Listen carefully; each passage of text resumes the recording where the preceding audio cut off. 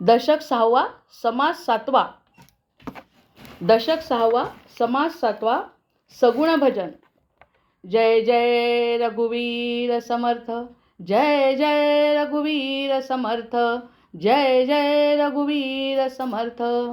सदा सर्वदा योग तुझा घडावा, तुझे कारणी देह माझा पडावा. उपेक्षू नको गुणवंता अनंता, रघुनायका मागणे हेची आता. हनुमंतांची कुळवल्ली राममंडपा वेला गेली, श्रीराम भक्तीने फळली. रामदास बोले या नामे, शुका सारिखे पूर्ण वैराग्य ज्याचे. वसिष्ठा परिज्ञान योगेश्वराचे, कवी वाल्मिका सारिखा मान्य ऐसा. नमस्कार माझा सद्गुरु रामदासा, जयाचा जगी जन्म नामार्थ झाला. जयाने सदा वास नामात केला, जयाच्या मुखी सर्वदा नाम कीर्ती. नमस्कार त्या ब्रह्मचैतन्य मूर्ती, नेत्राने गुरुराज मूर्ती आपुली. मी जे धवा पाहिली, तू विष्णू शिव तूच दैवत मला, तू तात तू माऊली. झाला भाव मनात या मग करू कोणास पाचारण. प्रल्हादा गुरुराजया नित तुम्हा माझे असो वंदन. ऋषिकल्पम रामभक्तं गुरुयज्ञेश्वराभिधं, चतुर्वेदेश्वर प्राणं प्रणमामि पुनः पुनः. ब्रह्मानन्दं परमसुखदं केवलं ज्ञानमूर्तिं, द्वन्द्वातीतं गगनसदृशं तत्त्वमस्यादिलक्ष्यम्. एकं नित्यं विमलमचलं सर्वधी साक्षिभूतं, भावातीतं त्रिगुणरहितं सद्गुरुं तन्नमामि. गुरुर्ब्रह्मा गुरुर्विष्णू गुरुर्देवो महेश्वरः, गुरुः साक्षात् परब्रह्म तस्मै श्रीगुरवे नमः. अनेन प्रियतां देवो भगवान् जानकीपतिः, श्रीरामचन्द्र पूर्वेषाम् अस्माकं कुलदैवतं. श्रोता वक्ता श्रीराम समर्थ, जय जय रघुवीर समर्थ, जय जय रघुवीर समर्थ. समर्थांनी सृष्टिकथन जे सांगितलं आहे त्या ठिकाणी बऱ्याच आपल्या कानपिचक्या घेतलेल्या आहेत. ह्याच्यात कसं रमताय ते करणं योग्य नाही असं नाही, पण त्यामध्ये कसं रमताय. देव करता आणि देवाची उपासना करताना तुम्ही त्यात सत्व नाही असं म्हणता, हा विरोधाभास त्यांना अजिबात मान्य नाही. त्यामुळे बरेच वेळा त्यांनी कानपिचक्या घेतलेल्या आहेत की तुम्ही करताय ते योग्य करताय का, त्याला योग्य दिशा आहे का, आणि तुम्हाला त्यातून समाधान मिळतं आहे का. आणि मिळत असलं आणि त्याचा परिणाम ब्रह्मानंदात नसेल होत ना, तर त्या समाधानाला काही अर्थ नाही. कारण मन आपल्याला समाधानी आहे असं दाखवत असलं तरी ते अंतर्मनाला समजतं की हे समाधान आहे का नाही. तुलना थांबते. एकांतात राहणं आवडतं, मौनात राहणं आवडतं, स्वतःच्या आनंदात तल्लीन राहायला आवडतं. असं होत असेल तर आणि तरच तो आनंद किंवा शांत अवस्था आहे असं म्हणू शकतो. अन्यथा आपलं काम करून घेण्यासाठी जर आपण देवाला वेगवेगळ्या स्वरूपामध्ये बघत असू तर त्या देवाचं स्वरूप तुम्हाला कळलं नाही असा अर्थ घेऊन त्यांनी सांगितलं की वेगवेगळ्या प्रकारच्या मूर्ती, पाषाणाच्या आणि या सगळ्या प्रकारच्या वेगवेगळ्या मूर्ती करत असताना हे लक्षात यायला पाहिजे की हा सृष्टीचा भाग आहे. सृष्टीच्या भागातल्या गोष्टी आहेत या सगळ्या. म्हणजे दैहिक पातळीवर या सगळ्या गोष्टी चालल्या आहेत. त्या दैहिक पातळीवरच्या गोष्टी थांबवण्यासाठी त्यांनी बऱ्याच गोष्टी आपल्याला छोट्या छोट्या सांगितल्या. आणि म्हणून त्यांनी सांगितलं शेवटच्या ज्या 2 ओव्या आहेत ना त्या फक्त आपल्या घाईनी झाल्या. याचे प्रत्युत्तर भले पुढले समासी पाहिले. आता जे काही मी तुम्हाला सांगितलं या समासामध्ये की असं असं होतंय, काय करायला पाहिजे, या सृष्टीच्या नियमाबद्दल जेव्हा समर्थ सांगतात त्या ठिकाणी म्हणतात एवढं सांगितलं मी, याच्या पुढच्या समासामध्ये श्रोता श्रवण केले पाहिजे. पुढचा जो समास आहे तो समास श्रवण करावा, म्हणजे तुम्हाला मी काय म्हणतो त्याचा अर्थ कळेल. आता पुढच्या समासामध्ये की नाही एक सिक्रेट आहे. म्हणजे असं सिक्रेट आहे ते की ती ओवी असेल ना तेव्हाच सांगेन, कारण आता सांगितलं तर त्याची ती गंमत नाही. पण ते सिक्रेट ऐकायची तयारी करायची. ते रहस्य आहे खूप मोठं. आणि जे गीतेमध्ये सुद्धा अगदी सगळ्यात शेवटी भगवंत म्हणतात तसं समर्थांनी या समासात म्हटलेलं आहे. असं एक थोडीशी हिंट देते. ते ऐकण्यासाठी अगदी हृदय तयार पाहिजे. त्या पुढच्या या सगुण भजनामध्ये जे समर्थ सांगणार आहे ते रहस्य इतकं गोड आहे, इतकं गोड आहे की त्याला असं तुलनाच नाही आहे. अगदी ईश्वरासारखी गोष्ट त्या ठिकाणी त्यांनी ती सांगितली आहे. या समासामध्ये हे वाचता वाचता जाणवलं आज, किंवा आपल्याला हा जो समास सुरू करायचा आहे तर ते श्रवण केले पाहिजे म्हणत असताना त्यांनी म्हटलं म्हणून ऐकायचं नाही.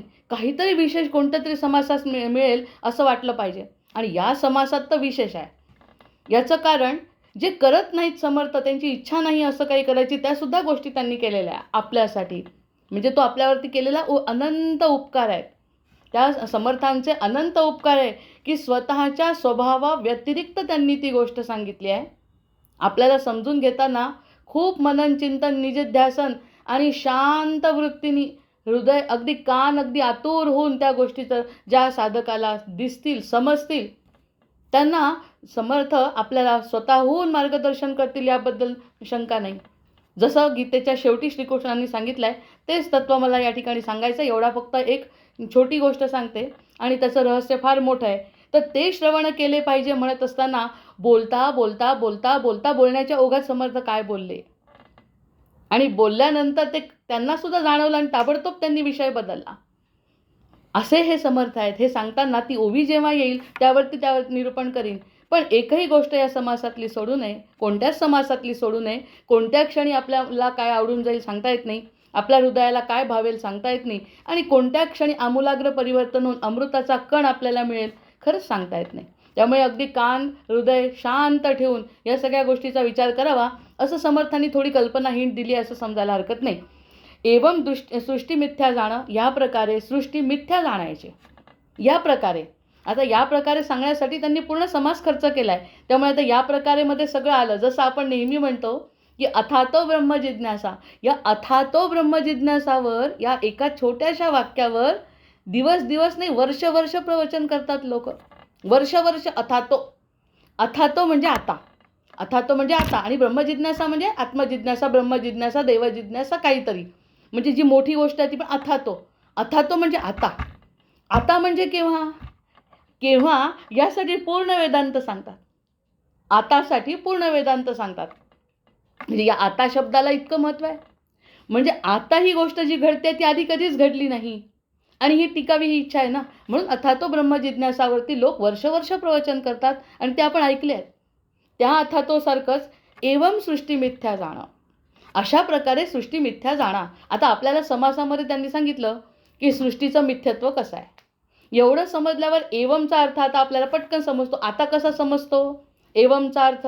एवम शब्द छोटा पण समजला नाही. एवम म्हणजे अशा प्रकारे, अशा प्रकारे म्हणजे कशा प्रकारे, हा पूर्ण समास.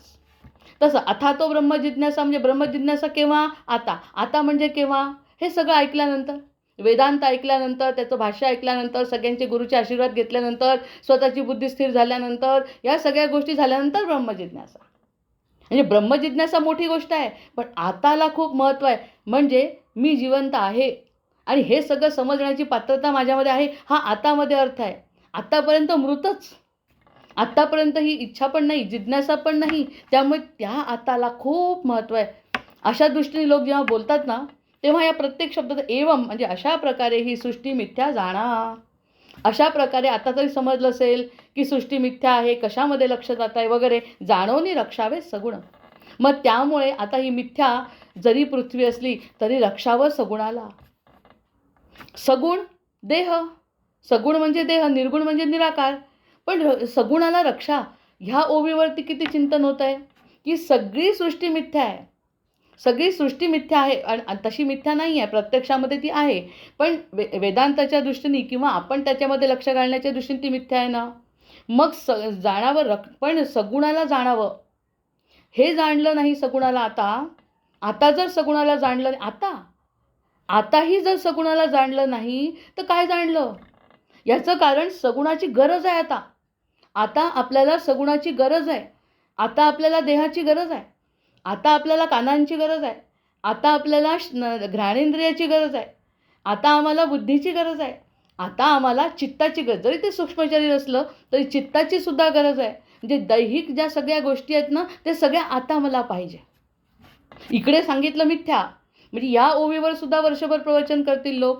कारण आतापर्यंत मिथ्या म्हणता हो, मिथ्या म्हटल्यानंतर मग आम्हाला सगुणाकडे का नेता पुन्हा? मग सगुण भजन आहे ना पुढचं. पुढचं सगुण भजन आहे. मिथ्यत्व सांगता सगुणाचं, मिथ्यत्व सांगता सृष्टीचं, मिथ्यत्व सांगता या सगळ्या ब्रह्मांडाचं आणि प्रत्यक्ष सगुणाकडे नेता. तर मग ते रक्षावं जाणं. आता त्याचं जाण घ्या तुम्ही, जाणा तुम्ही त्या सगुणाला. त्या सगुणाला जाणलं ना आता, तर ऐशी ही अनुभवाची खूण अनुभवी जाणती श्रीराम. आता ही अनुभवाची खूण आहे ना, त्या अनुभवांना अनुभवी लोकांना समजेल आणि अनुभवी लोकांना समजेल.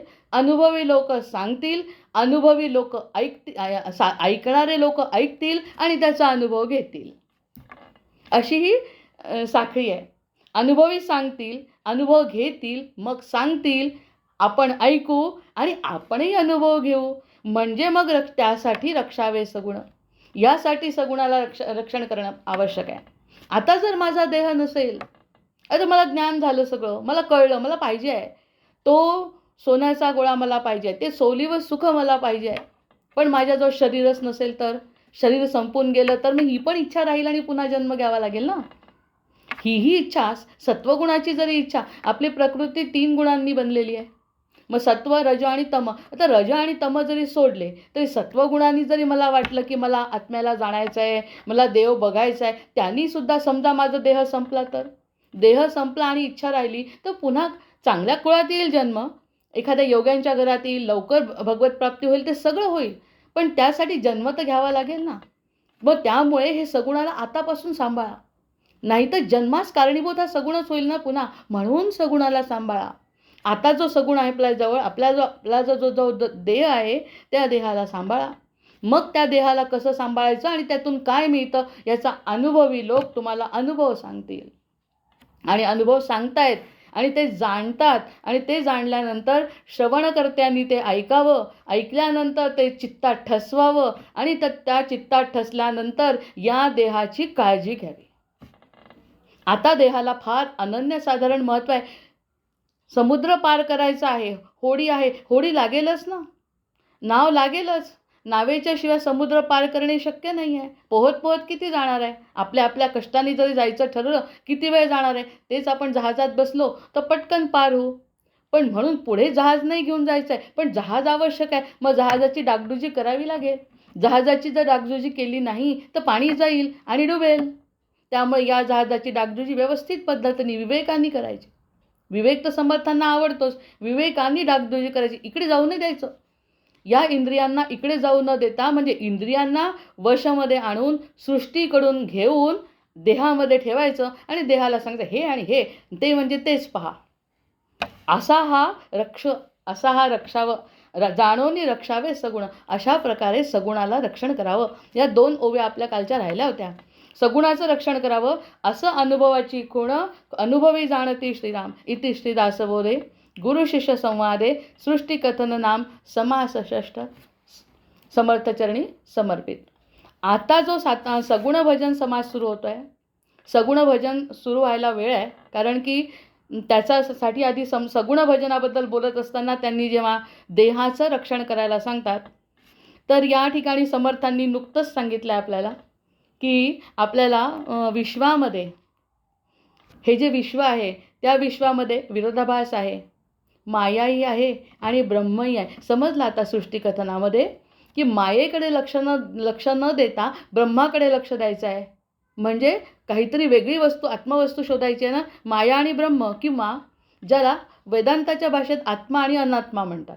वेदांताच्या भाषेत आत्मा आणि अनात्मा हे 2 जोड्या आपण बघितल्या सृष्टिकथनामध्ये. जेव्हा सृष्टिकथन सांगत होते त्यांनी सांगितल्या.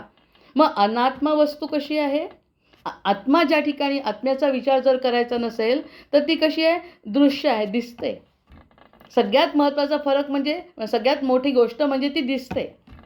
आपली आई दिसते, आपले वडील दिसतात, आपली पृथ्वी दिसते, आपली संपत्ती दिसते, ती दृश्य आहे. त्यानंतर ती स्थूल आहे, संपून जाणार आहे. स्थूल म्हणजे जड आहे. आणि तिसरी गोष्ट म्हणजे अनेक विनाशी आहे, संपून जाणार आहे, कधी ना कधी ते संपणार आहे. आणि विकारी आहे, त्याच्यामध्ये विकार आहे. हे आपण अनात्मा वस्तूबद्दल बोललो. आणि आत्म्याबद्दल जर बोलायचं, ती आत्मा म्हणजे स्वतःची अगदी वैयक्तिक प्रॉपर्टी आहे. आत्मा ही वैयक्तिक प्रॉपर्टी आहे. मी जसा वाटलं तसा त्याचा उपयोग करून घेऊ शकतो. पण ते जसं दृश्य आहे ना, हे अदृश्य आहे. ते दृश्य आहे आणि हे अदृश्य आहे. ते स्थूल आहे. हे सूक्ष्म आहे. ते पहिल्या दिवशी आपण खूप छान सांगितलं होतं यावरती आपण, की मी कोण आहे, त्याचं अतिशय उत्तम विवरण त्या 1 तासाच्या याच्यामध्ये झालं आहे. नंतर हा एकच एक आहे, हा एकच एक आहे. आणि देह जे आहेत ना ते खूप अनेक आहेत ना, आपण त्या दिवशी सांगितलं. आणि हा अविनाशी आहे, अविकारी आहे. हा 2 मधला फरक आपल्याला आता थोडा थोडा लक्षात यायला लागला. ह्या 2 गोष्टी असल्यामुळे आत्मवस्तू अदृश्य आहे. मग हे सगळं झालं दृश्य आणि देह सत्य मानतो. जो देह सत्य मानतो, आता नको मानायला, जो देह सत्य मानतो ना, त्याचा आत्मा असून नसल्यासारखा आहे. समर्थ या ठिकाणी समजावून काय सांगणार आहे, म्हणजे त्याची थोडी पार्श्वभूमी तयार व्हायला पाहिजे, की आता जर त्यांनी म्हटलं की मी देह मानतो स्वतःला, म्हणजे अज्ञानी, आपण जसं मानतो तसं. जर देह मानतो ना, त्यावेळी दुसरं काय घडतं माहिती आहे, जेव्हा आपण देह मानतो स्वतःला, तेव्हा आपण आत्मा आहे म्हणतो पण मानत नाही. म्हणजे जसं ऐकली एखादी गोष्ट कानांनी, पण त्याचा काही उपयोगच झाला नाही, दुसऱ्याशी झोपून राहिलो, तशी अवस्था आहे. आत्मा आहे मला माहिती आहे, पण आत्म्याचं अस्तित्व आपण मानत नाही, आपण जाणत नाही, आपण त्याकडे लक्ष देत नाही, कारण आपण स्वतःला देह मानतो. हा खूप महत्त्वाचा बदल आता सगुण भजनामध्ये समजवता येते, की हा जर 2च प्रकार आहे की नाही, आत्मा आणि अनात्मा, स्थूल आणि सूक्ष्म, आणि माया आणि ब्रह्म. जीव हा तिसरी गोष्ट. आता त्या त्रिकोणात न जाता आपण द्वैतात बोलतोय ना, आत्मा आणि ब्रह्म. मग ह्या 2 गोष्टींमध्ये ज्यांनी स्वतःला देह मानला, ज्यांनी स्वतःला देह मानला, त्यांनी आत्मा असून नसल्यासारखा मानला. असून नसल्यासारखा म्हणजे जसं आपण म्हणतो की आहेत घरामध्ये वडील, पण वडिलांना मानच नाही दिला काय, तर वडील असून काय फायदा आहे. असं होतं आहे ते, की देहाला मानल्याबरोबर आत्म्याला आहे, ठीक आहे, आमचा जो आत्मा आहे, सगळे तोंडाने बोलतील आणि म्हणतील हे सगळेजण की आत्मा महत्त्वाचा आहे वगैरे वगैरे, पण आत्मा असून नसल्यासारखा असतो ज्यांनी देहाला प्रेफरन्स दिला. आणि ज्यांनी आत्मा एकच आहे असं मानलं, अशी दुसरी कॅटेगरी असेल की नाही आता, की ज्यांनी आत्मा असं मानलं, तर ताबडतोब फरक पडतो. ताबडतोब कसा फरक पडतो आत्म्याला मानल्याबरोबर? आत्मा म्हणतो, की आत्मा म्हटल्याबरोबर तो म्हणतोय की त्यांनी जर स्वतःला आत्मा मानलं, त्यांनी तर काय होतं आहे, की तो स्वतःला देह असून नसल्यासारखा आणि मी महत्त्वाचा. देह असून नसल्यासारखा, तेच म्हणायचं आहे त्यांना. देह असून नसल्यासारखा, असून नसल्यासारखा. खूप देहाला प्राधान्य देत नाही आत्मा मानणारा. मग आता ठरवावं लागेल ना विवेकांनी ठरवावं लागेल, आपण आत्मा दोन्ही गोष्टी नाही करू शकत. हृदय एकच आहे. या ठिकाणी स्पष्ट सांगतात ते, की हृदय एकच आहे. एका म्यानात 2 तलवारी राहू शकत नाही. मग हा व्यभिचार आहे म्हणे भगवंताशी. जसं आपण म्हणतो आपल्या संसारामध्ये दुसरं लग्न करणारा जर व्यक्ती असेल, तर तो म्हणतो एका पत्नीशी व्यभिचार झाला, त्यांनी दुसऱ्याशी विवाह केला किंवा दोघींशी विवाह केला, तर हा व्यभिचार मानतो धर्मामध्ये. मग हृदयामध्ये सुद्धा दोघांना ठेवलं तर हा परमात्म्याशी व्यभिचार आहे. असा जर पक्का व्यभिचार आहे, हे पाप आहे, हे चूक आहे, इतपत जर लोक खाली आले, तर मग देहाला देतील का महत्त्व? कारण हा व्यभिचार मला करायचा नाही, ह्यांनी तरी पाप करतो आपण, ह्या दृष्टीने तरी, म्हणजे भगवंताचं विस्मरण हा व्यभिचार आहे. कारण आत्मा आपला म्हणतात ना, काय तो लागा चुनरी में दाग, तुझ्याकडून आली आणि इथे दाग लावून घेतला माझ्या चुनरीला, तशा प्रकारचा जर विचार असेल, तर माझा भगवंत जर आत्मा आहे, म्हणजे आत्मा आणि परमात्मा जर एक आहे, तर या बाकी सगळ्या गोष्टींना तो कमी महत्त्व देतो आणि देह मानणारा आत्मा आहे म्हणतो, पण आत्मा असून नसल्यासारखा वागतो. मग या ठिकाणी समर्थ म्हणतात सगुण भजनामध्ये आपल्याला काहीतरी एक ठरवावं लागेल, निश्चय करावा लागेल. आणि ग्रंथ हा अनुभवाचा आहे. अनुभव जर पुढे घ्यायचा असेल तर समर्थ वाक्य प्रमाण मानावं लागेल. नाही मानलं यावर्षी, पुढच्या वर्षी माना. पुढच्या वर्षी नाही मानलं, त्याच्या पुढच्या वर्षी माना, पण माना. वेळ नसेल आली तुमची, आता नाही मानणार, पण ऐकत ऐकत ऐकत एकदा ना एकदा मानू. आणि म्हणून समर्थ म्हणतात ते खरं आहे. आणि त्याचं रहस्य पुढे त्यांनी 31व्या श्लोकात सांगितलं आहे. मग त्यांनी असं म्हणलं, एकच सत्य मानलं तर जीवनाच्या मग आता महत्त्वाचं आपलं कार्य काय आहे? आपलं कार्य आहे 2 पातळ्यांवरती जीवन चालतं. एक देहाच्या पातळीवर आणि एक आत्म्याच्या पातळीवर चालू आहे. आपल्याला आत्माही आहे हे समजलं आणि देह, पण प्रिफरन्स जर द्यायचा असेल तर पहिली पातळी म्हणजे देह आणि दुसरी पातळी म्हणजे आत्मा. पहिली पातळी म्हणजे देह, दुसरी पातळी म्हणजे आत्मा. म्हणजे पहिल्या पातळीवरून दुसऱ्या पातळीवर गेल्याशिवाय तुम्हाला ह्या गोष्टी कळणार नाही म्हणतात.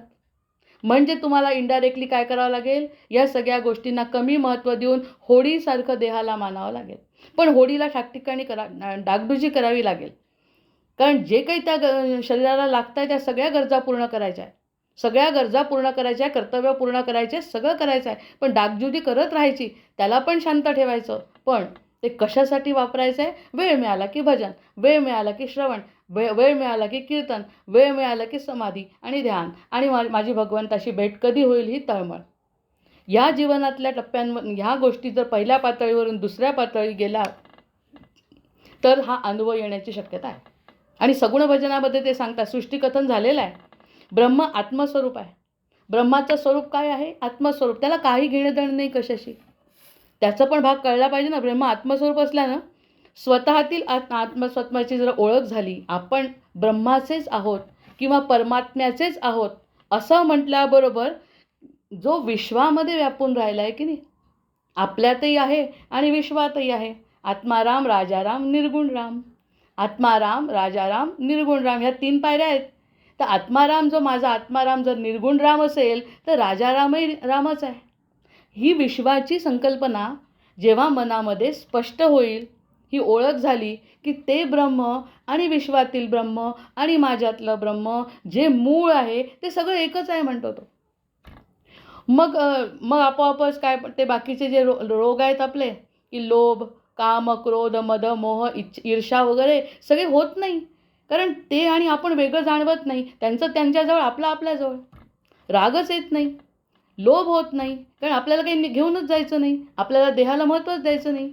ईर्ष्या होत नाही, माझं कमी तुमचं जास्त काहीच नाही. म्हणजे देहाच्या पातळीवरचे सगळे रोग संपतात. याचं कारण तेही तेच आहे. त्यांना त्यांच्या परीने मिळेल कधीतरी, आपल्याला आपल्या परीने मिळेल. म्हणजे संबंध तुटतो.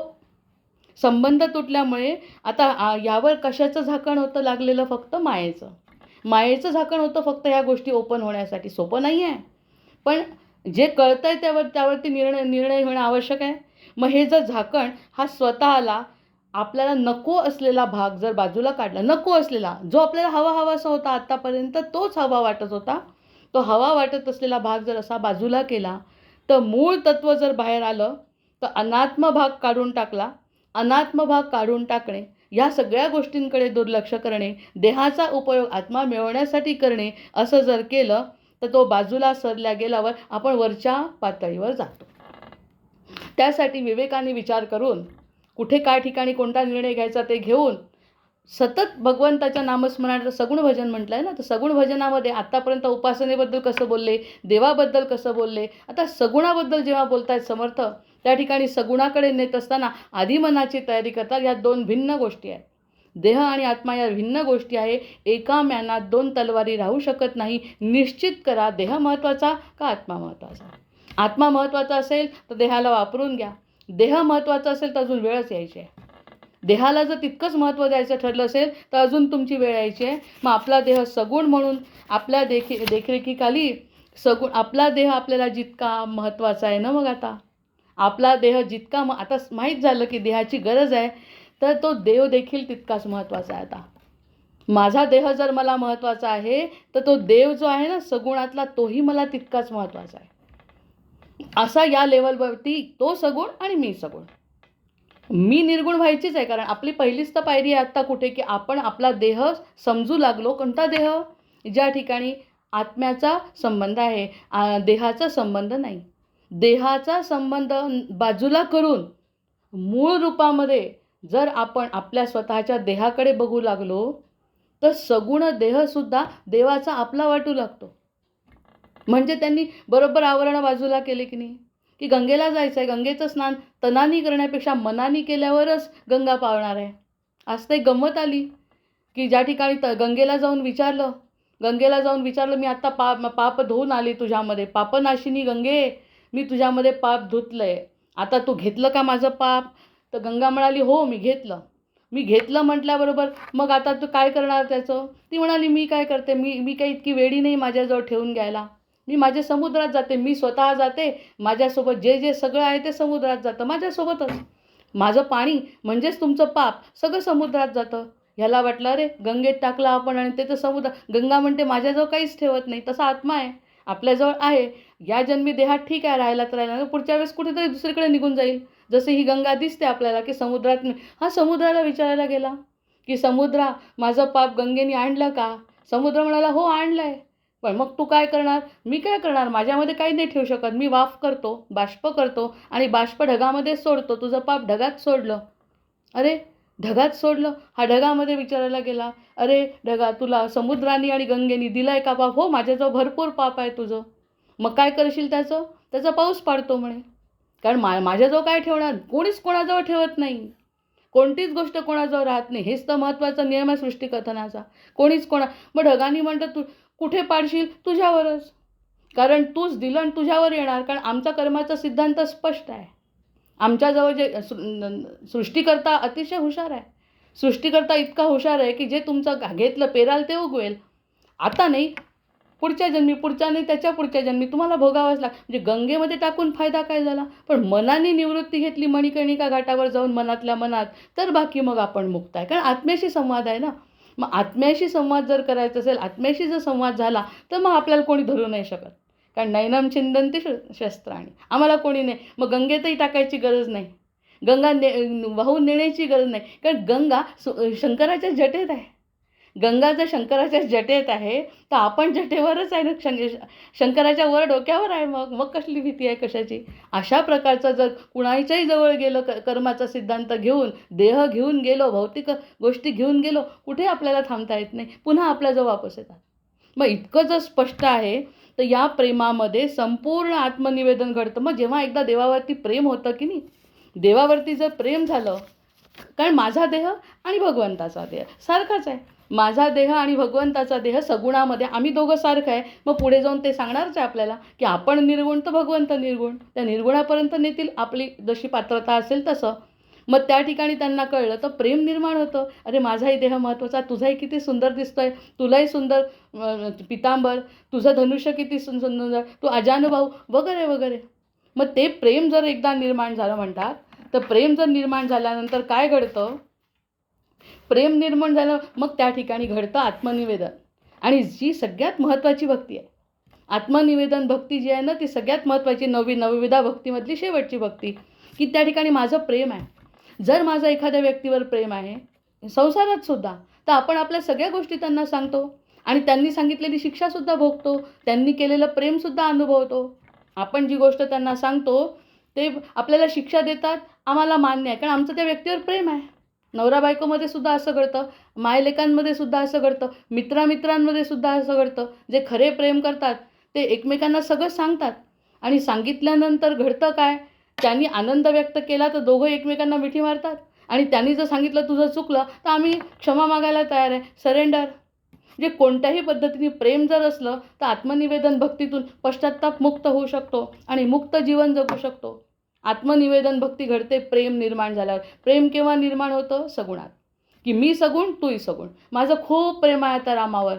मग रामावर प्रेम आहे म्हटल्यावर त्यांनी जर शिक्षा दिली, असं वाटलं आपल्याला की शिक्षा घडते आहे, तर राम माझं वाईट करू शकत नाही, माझं इतकं प्रेम आहे, मग मानावा राम सर्वदा करता म्हणत आपण त्याला शरण जातो. या ठिकाणी आपण थांबू.